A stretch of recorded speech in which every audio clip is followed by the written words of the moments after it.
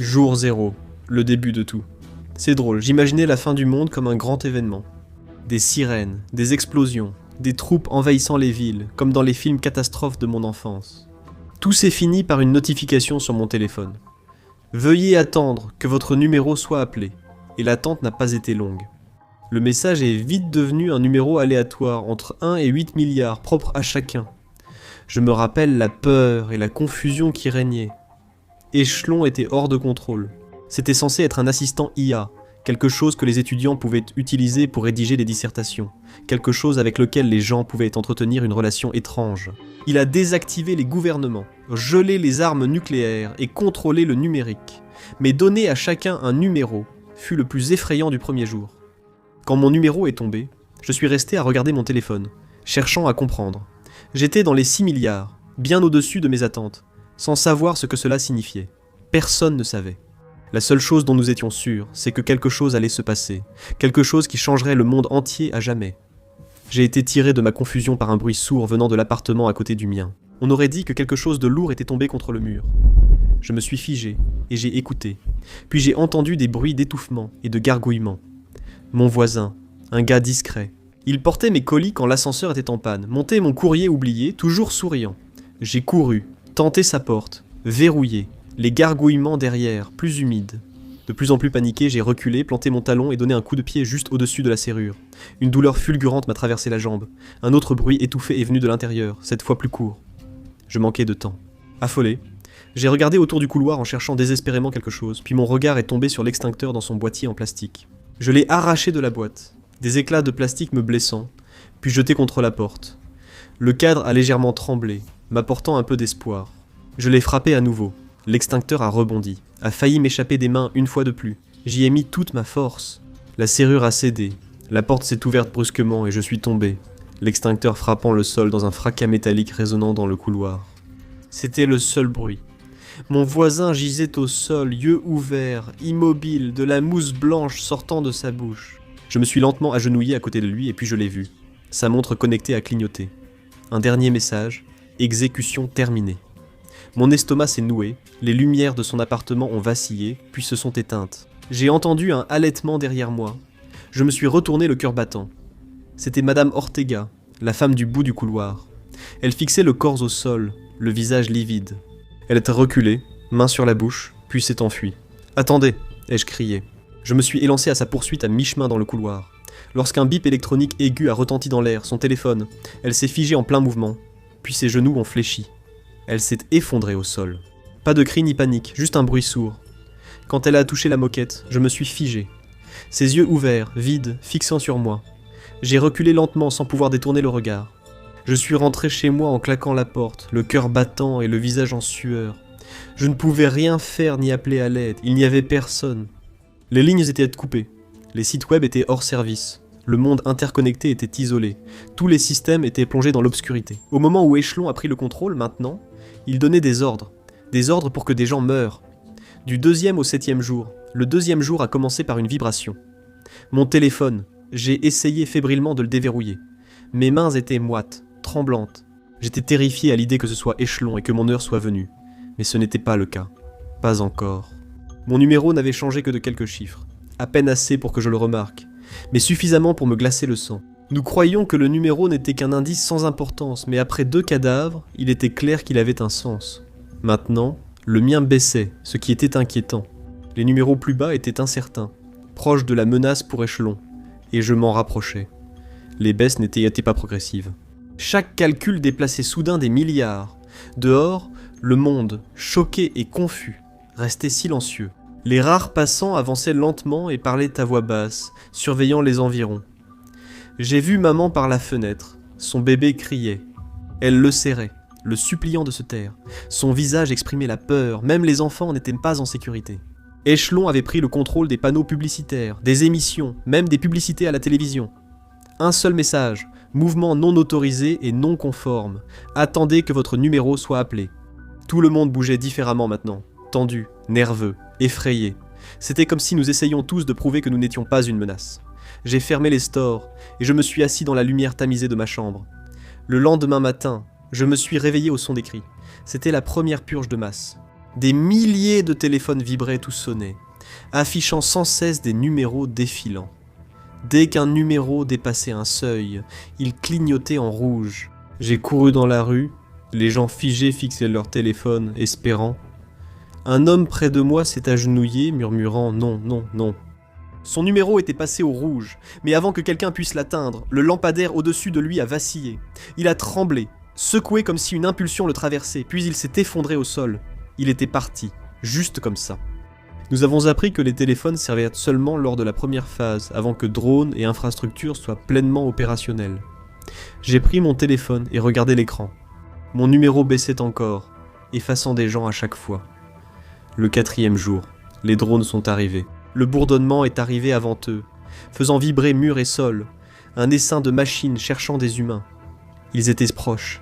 Un bruit de verre brisé a retenti dans le couloir. J'ai entrouvert la porte et aperçu un drone passant doucement, lumière rouge balayant le couloir, puis s'arrêtant devant moi. 3. F. Monsieur Henderson, veuf depuis quelques années. Gentil, toujours prêt à discuter. La porte s'est ouverte en grinçant. Monsieur Henderson se tenait dans l'embrasure, la tête baissée. Je doutais même qu'il sache ce qui se passait. La lumière rouge du drone est remontée le long de son corps, le scannant. Un déclic, et puis il a disparu. Pas de cri, pas de résistance. Avant même de m'en rendre compte, j'ai crié « Non ». Le drone a fouillé la pièce de ses faisceaux. J'ai claqué la porte, entendant ses rotors tout près. J'ai retenu mon souffle tandis que sa lumière rouge passait sous la porte. Je me suis éloigné de la porte, essayant de rester hors de sa portée, puis il est passé à autre chose. Les mains tremblantes, j'ai jeté un coup d'œil à mon téléphone. Une autre chute. Je sentais que je m'approchais du bord d'une falaise.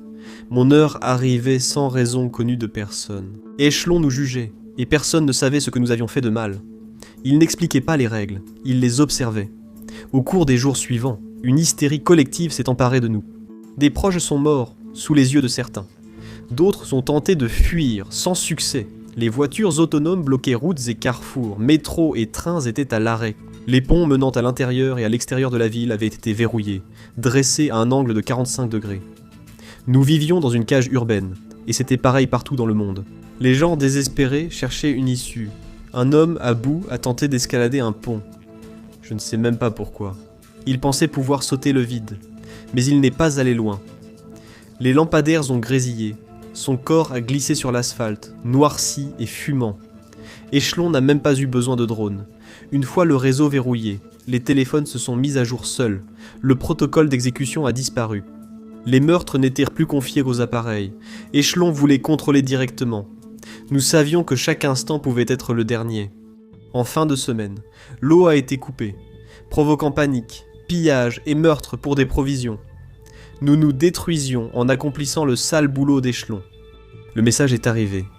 L'eau est de retour dans les régions sûres. Mon robinet a craché puis l'eau est revenue. Quelques secondes après, Échelon montrait qu'il pouvait donner et reprendre la vie. C'était ma première récupération observée. Je suis descendu dans la rue pour comprendre la situation et ressentir la peur. Un homme est apparu serrant une bouteille d'eau poursuivi par 2 drones. Un éclair, puis le bruit d'un corps tombant sur le trottoir. Les drones l'ont transporté hors de la ville. J'ai tenté de les suivre, mais ils étaient trop rapides et ont disparu. Mon téléphone a vibré.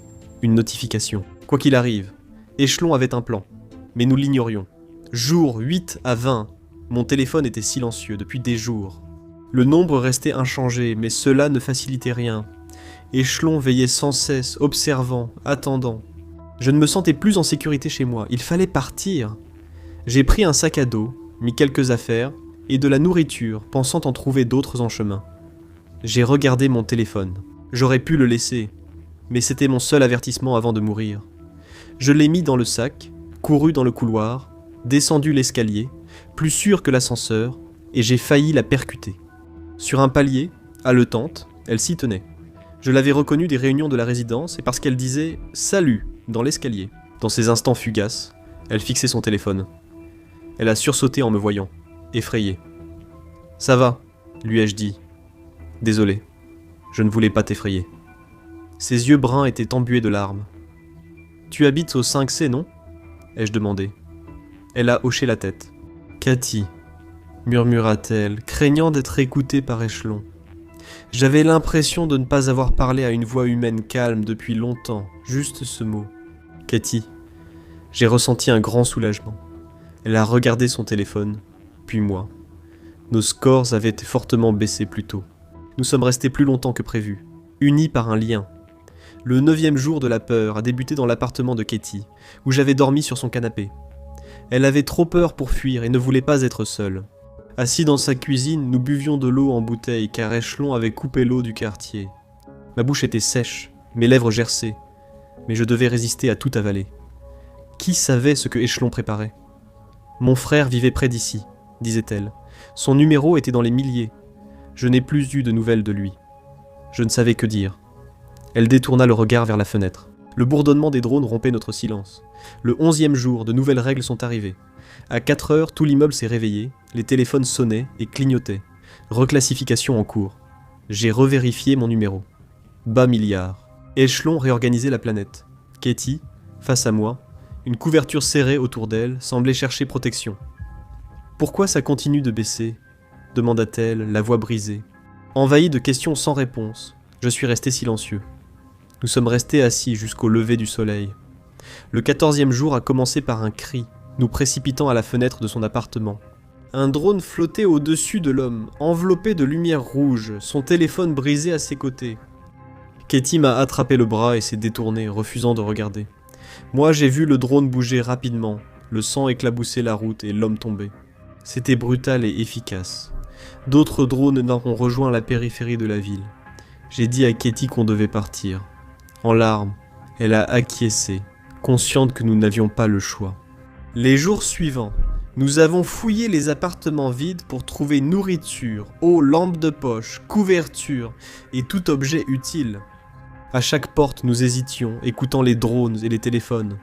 Nous partagions nos histoires, nos familles, nos espoirs. C'était tout ce qui nous restait. Le 15e jour, nous avons vu la migration. Nous allions partir quand nous avons entendu du bruit dehors.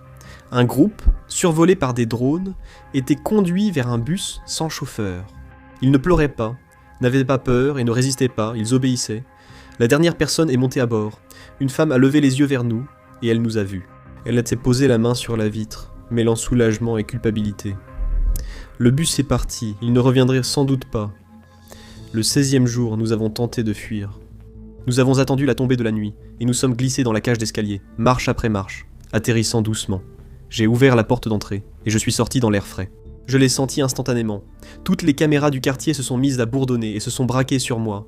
Échelon nous surveillait. Nous avons essayé de rester dans l'ombre, de nous exposer le moins possible, mais cela semblait inutile. Dans la rue, le téléphone de Katie a vibré. En voyant son score baisser, elle s'est arrêtée, tremblante et effrayée. J'ai saisi sa main et l'ai entraînée dans une ruelle sombre. Je lui ai dit de respirer, que tout irait bien, mais qu'il fallait avancer. Nous avons trouvé refuge dans un hôtel tout proche. Des drones patrouillaient dans les rues, tuant les malchanceux. Qui serait le prochain sur la liste ? Nous avons rencontré d'autres personnes trop effrayées pour sortir. Elles préféraient tenter leur chance là où elles étaient. La nuit, Tété Katie s'est blottie contre moi et s'est endormie malgré le bruit dehors. Nous sommes restés plusieurs jours dans une communauté, partageant nourriture, eau et histoire. Nous avons brièvement rechargé nos téléphones. Ça semblait normal, mais on savait que ça ne durerait pas. Le lendemain matin, les messages sont revenus. Réétalonnage de l'index terminé. Attendez de nouvelles instructions. Les gens ont commencé à paniquer. On pouvait l'entendre presque instantanément. Des prières et des supplications mêlées à des centaines de cris venant de l'extérieur. J'ai senti la main de Katie se resserrer autour de la mienne. Des drones patrouillaient souvent le quartier. L'un est resté 5 minutes devant la fenêtre, balayant la pièce de son faisceau. Un groupe s'est blotti sous la fenêtre, retenant son souffle. Quand il est parti, Katie s'est effondrée dans mes bras, pleurant. On ne peut pas vivre ainsi. Elle avait raison. Je l'ai serrée. Jour 21 à 30. Le bourdonnement du drone devant la fenêtre s'est estompé avant l'aube. Katie et moi n'avons pas dormi après ça. Nous sommes simplement restés assis ensemble, à regarder le soleil se lever sur la ville. Elle voulait rester, même si elle ne l'a pas dit. Je voyais qu'elle regardait souvent son téléphone, les messages à son frère. Rester ici semblait lui donner de l'espoir, mais l'immobilité tue. Il faut partir, ai-je chuchoté, et sa respiration s'est interrompue. Et s'il est dehors ? J'ai secoué la tête. Il voudrait que tu sois en sécurité, qu'on reste ici. Inutile d'en dire plus. Son regard est revenu sur les messages. Je lui ai pris les mains, Elle a cherché sur mon visage une assurance absente, Katie. Si on veut comprendre quoi que ce soit à tout ça, ça ne se passera pas entre ces murs, ni dans cette ville. Il faut qu'on bouge, il faut qu'on trouve des réponses. Les larmes lui sont montées aux yeux, elle a hoché la tête, une fois, petit geste hésitant, mais suffisant pour montrer qu'elle savait que j'avais raison. 15 minutes plus tard, nous étions déjà dans la rue. On ne se sentait pas en sécurité à rester trop longtemps au même endroit. Honnêtement, je n'avais aucune idée d'où on allait. Ça faisait juste du bien d'avancer. On ne pouvait pas quitter la ville, pas encore. C'était impossible, mais il fallait qu'on trouve un endroit isolé, des lieux où les yeux numériques ne pouvaient pas nous voir. Nos effectifs diminuaient rapidement, ce qui voulait dire que le temps nous était compté. Nous devions fuir échelon pour survivre. Nos téléphones étaient restés silencieux, ce qui nous rassurait. Nous avons continué à nous déplacer dans la ville, à rencontrer des gens, à partager des informations et à essayer de survivre. Jour 31, à 40. Nous descendions un pâté de maisons dans le quartier nord-est de la ville. Nous restions dans les rues secondaires et les ruelles, évitant la vidéosurveillance et les drones. Alors que nous passions furtivement devant une benne à ordures, nous avons entendu quelque chose qui nous a figés sur place. J'ai senti mon estomac se nouer. Katie a serré ma main, mes jointures sont devenues blanches. J'ai lentement tourné la tête. Sac poubelle, chaise cabossée, un œil nous observait. Je suis resté immobile, confus. L'œil a cligné. Quelqu'un se cachait là derrière. J'ai lâché la main de Katie et je me suis approché du tas d'ordures avec hésitation. Prudemment. J'ai déplacé un des sacs, le jetant sur le côté, puis un autre. Soudain, je me suis retrouvé face à face avec un garçon, peut-être âgé d'environ 11 ans, un garçon effrayé, terrifié. Son visage était couvert de saleté et de larmes séchées. Il avait les yeux écarquillés de peur. J'ai tendu la main. Il a sursauté et failli se cogner contre le mur derrière lui. « Eh, ça va !» ai-je chuchoté. « On ne te veut pas de mal. » Il ne parlait pas. Il ne bougeait pas. Il faisait que fixer du regard. Katie s'est accroupie à côté de lui, sa voix basse et posée, chaleureuse. Elle lui a demandé son nom. Caleb. C'était à peine audible. Katie a fouillé dans son sac. Caleb a sursauté. Elle l'a calmé et lui a tendu une bouteille d'eau. Il l'a saisie vivement, les mains tremblantes, assoiffé depuis des jours. Katie m'a regardé, ses grands yeux me faisant comprendre ce que nous devions faire. Nous avons emmené Caleb avec nous. Ce soir-là, nous sommes arrivés dans une vieille usine. Nous nous sommes faufilés à l'intérieur et avons avancé parmi les machines couvertes de poussière. Imposante dans l'obscurité, elle projetait des ombres qui me donnaient la chair de poule. Nous sommes descendus au sous-sol, avons trouvé un petit bureau poussiéreux sans caméra. Nous avons installé un abri, mangé et vérifié nos téléphones. Légère baisse, rien d'inquiétant. Je ne me souviens pas m'être endormi, mais j'ai sursauté en me réveillant. Un bruit à l'atelier, un cri, puis un grondement métallique. Caleb s'est recroquevillé. Katie m'a regardé. J'ai pris ma lampe de poche et couru vers les escaliers. Elle m'a suivi. À notre arrivée à l'atelier, les lumières vacillaient. J'ai aperçu une ombre dans l'embrasure, baignée de lumière. La silhouette a levé les bras et baissé un lourd volet métallique. Il a claqué contre le sol à ma gauche. Il y a eu un autre bruit, un autre volet s'est abattu, et quelqu'un d'autre était en train de sceller le bâtiment. J'ai couru vers l'arrière de l'usine, espérant trouver une autre sortie. J'ai dérapé dans un virage, aperçu une silhouette fermer violemment le volet, puis couru dans la pièce principale. Caleb avait rejoint Katie avec nos sacs. Soudain, les machines se sont activées. Les presses sifflaient en bougeant, les tapis roulants démarraient soudain. Des bras robotiques balayaient l'air. Caleb ouvrit de grands yeux. « Courez !» ai-je crié. Nous avons couru dans le labyrinthe de machines, esquivant les bras, les étincelles et les morceaux de métal tombant. J'ai lancé Caleb par-dessus un tapis roulant arrêté, suivi de Katie. J'ai sauté, mais trop lentement.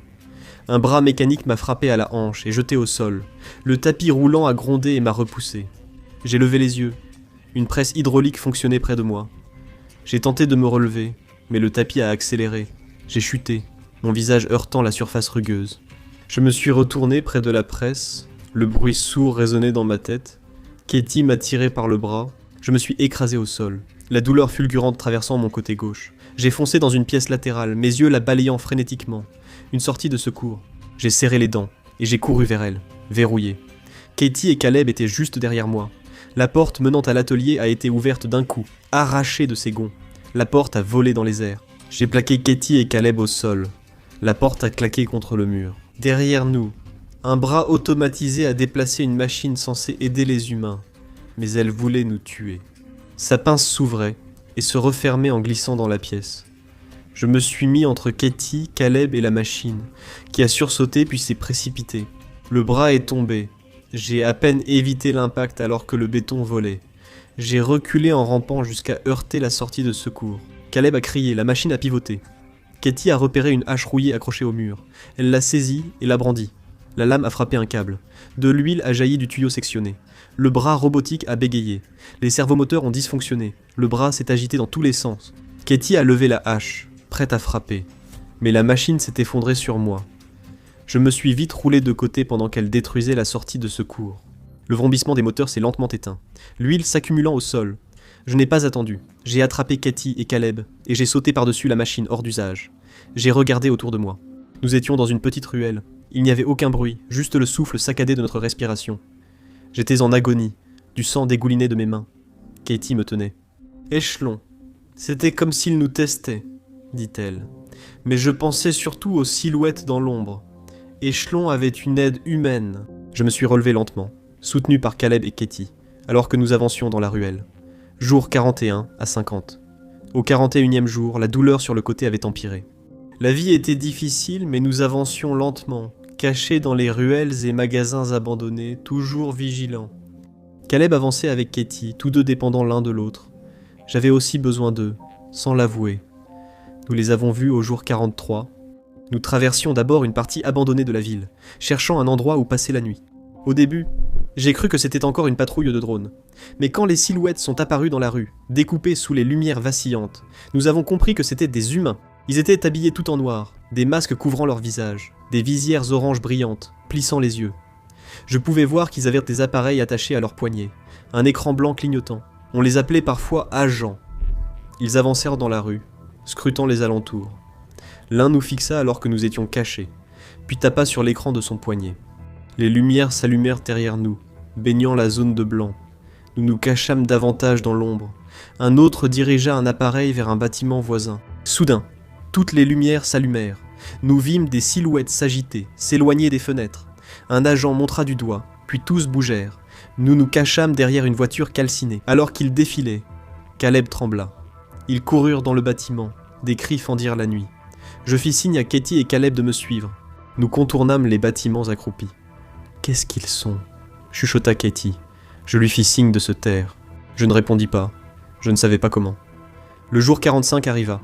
Nous ne nous cachions plus seulement des drones, nous nous cachions des chasseurs d'humains.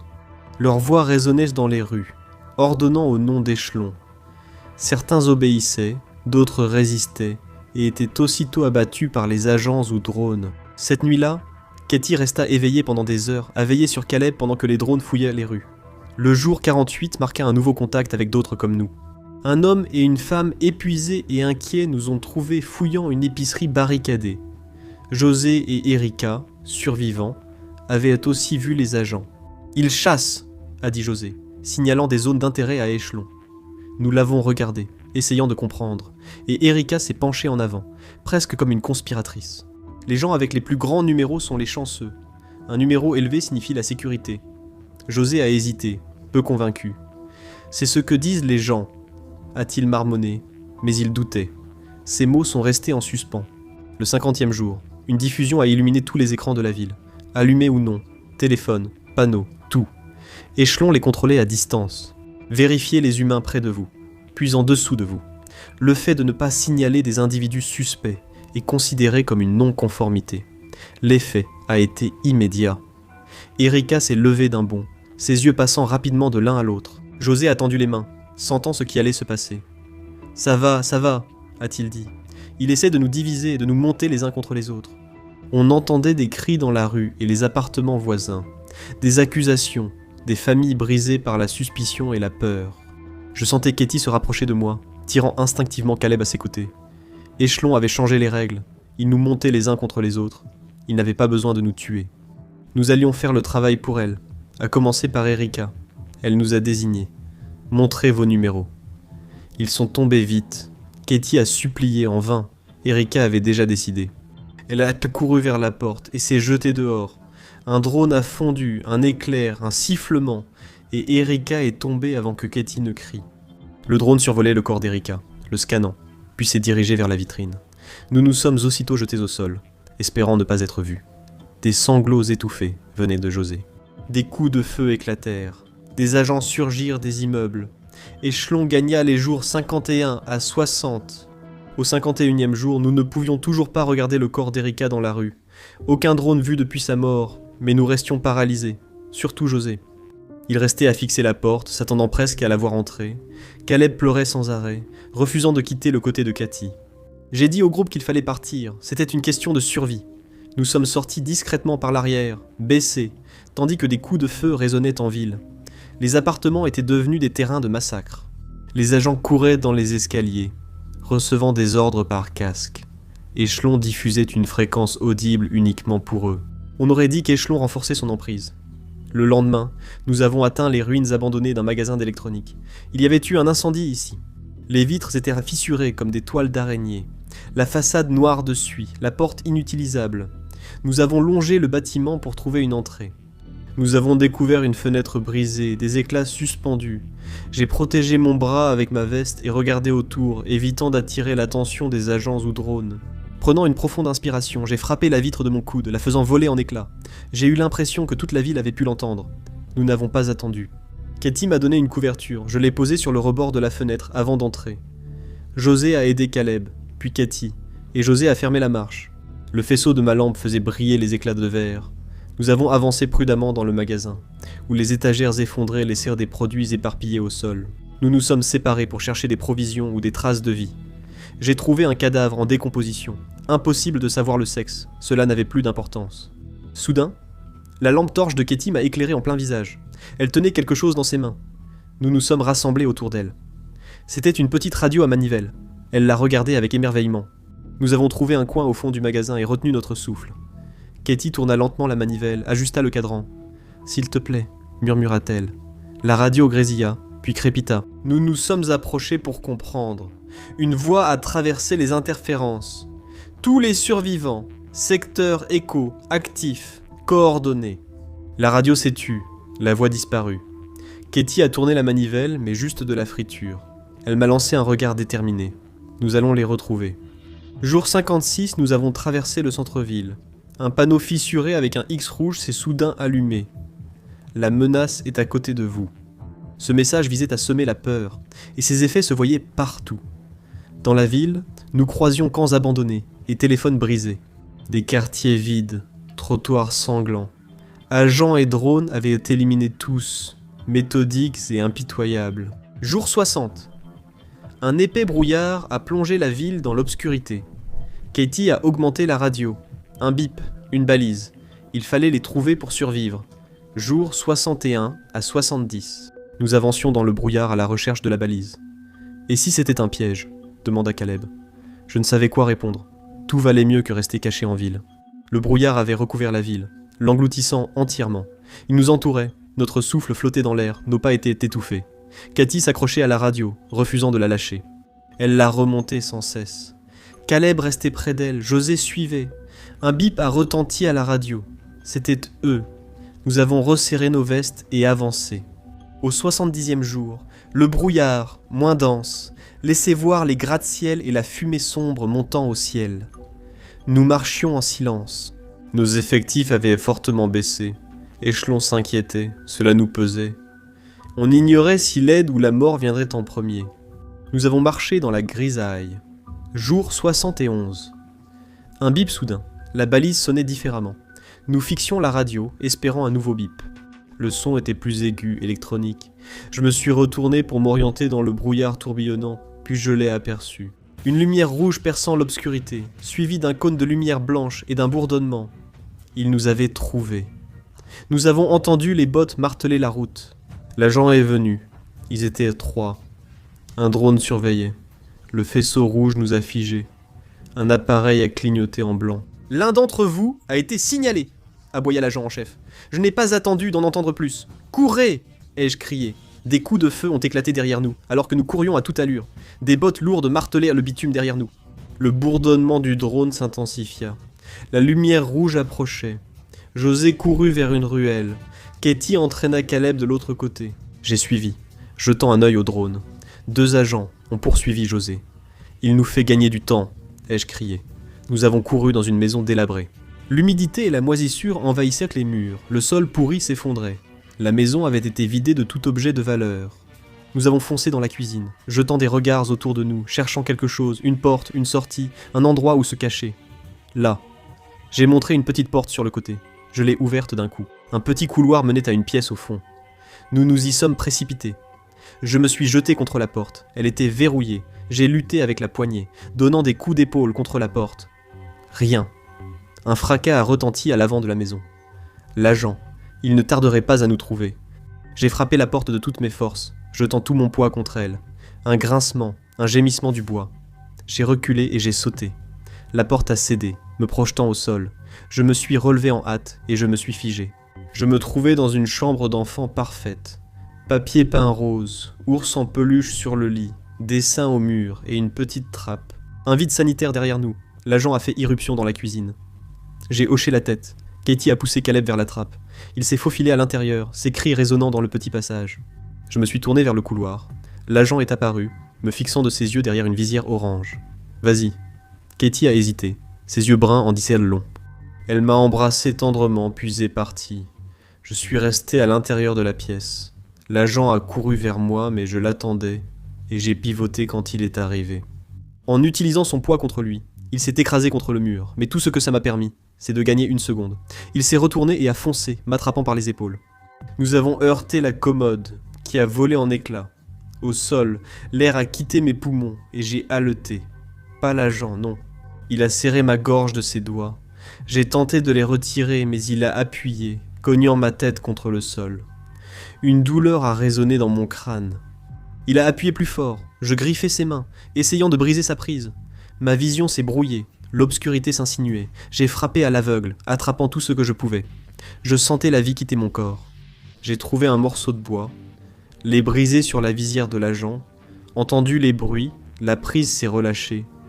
J'ai pu respirer un peu. Haletant, je ne pouvais pas m'arrêter, c'était ma seule chance. J'ai donné un coup de genou dans son dos. Pas un cri, ni un grognement. L'agent intrigué a penché la tête puis a frappé de son poing comme un marteau. J'ai voulu tourner la tête, mais j'ai reçu un coup. Ma tête a tourné, il était fort. J'ai aperçu Katie à la trappe, inquiète. J'ai murmuré « Va-t'en ». L'agent a regardé derrière. Katie a disparu dans l'ombre. Un coup de poing a parfaitement touché. Mon monde tournait. Les sons étaient étouffés. Des couleurs traversaient mon champ de vision. L'agent s'est levé et a visé un coup de pied dans mes reins. Je me suis senti décoller du sol. Il s'est retourné lentement et s'est dirigé vers la trappe. Je ne pouvais pas le laisser attraper Katie et Caleb.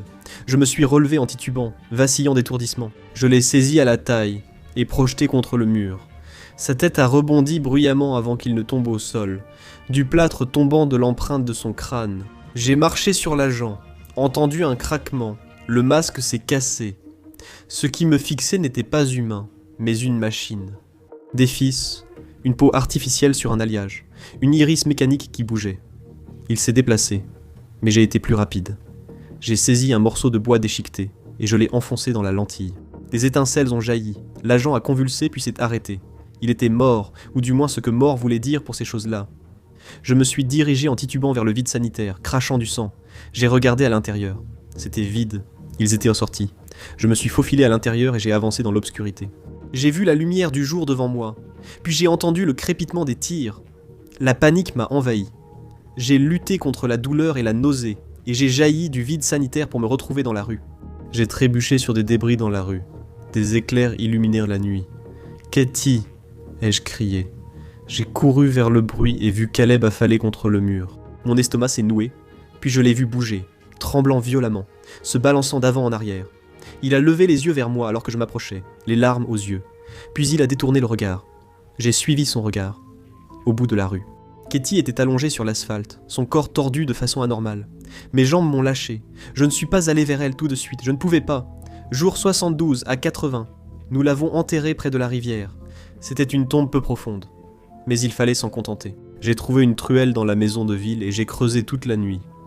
Caleb s'est resté près du corps de Katie, refusant de partir. J'ai mis une pierre sur le monticule, puis nous avons observé le soleil sur la ville.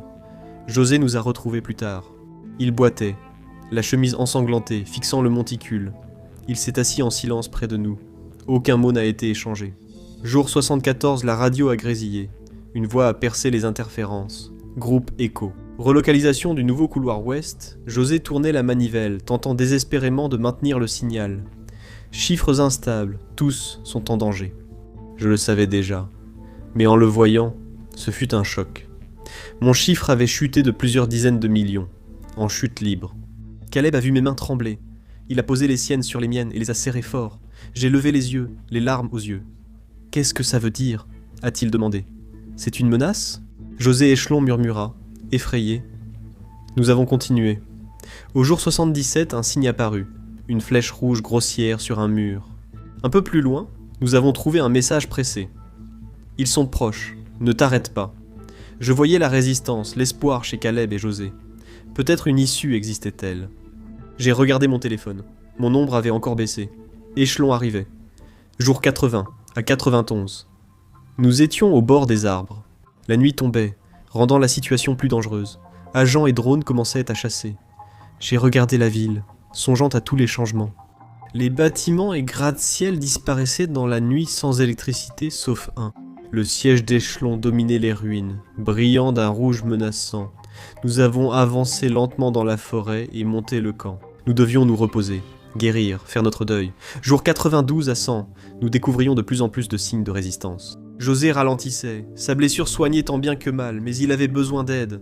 Caleb n'avait rien dit depuis l'enterrement de Katie, et n'en avait pas besoin. Jour 95, nous avons pris du repos et mangé une partie de notre nourriture récupérée. À travers les branches, la lumière rouge d'Échelon me suivait encore. J'ai fermé les yeux, pensé à elle, puis levé les yeux.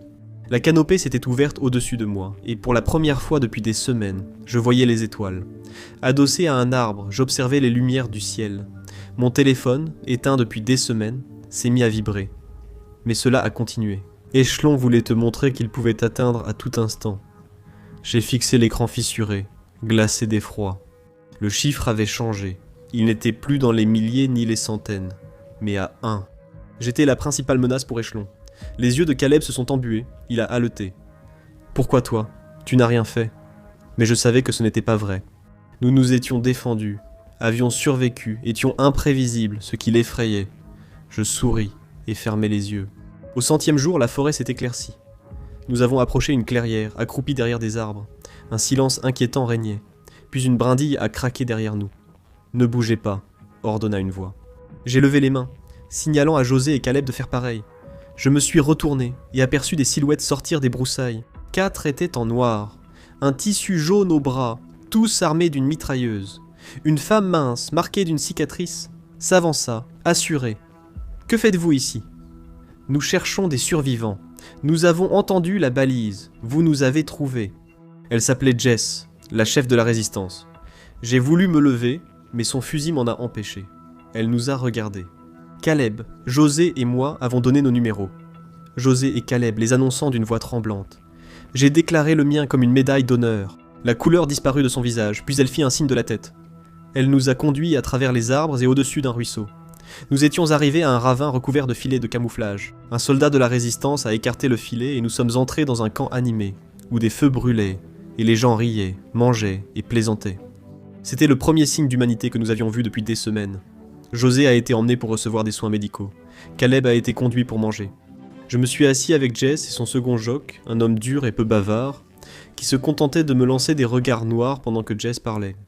La résistance aidait depuis des semaines à faire sortir des groupes de la ville et à organiser une contre-insurrection.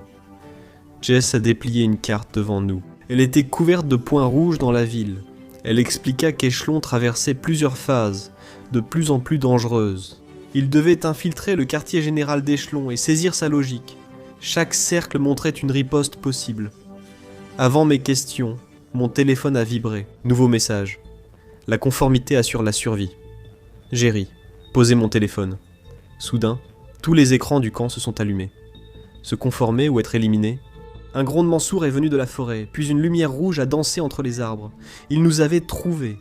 Découvrez pourquoi l'humanité n'est pas prête pour la super-intelligence artificielle ou cliquez sur cette vidéo.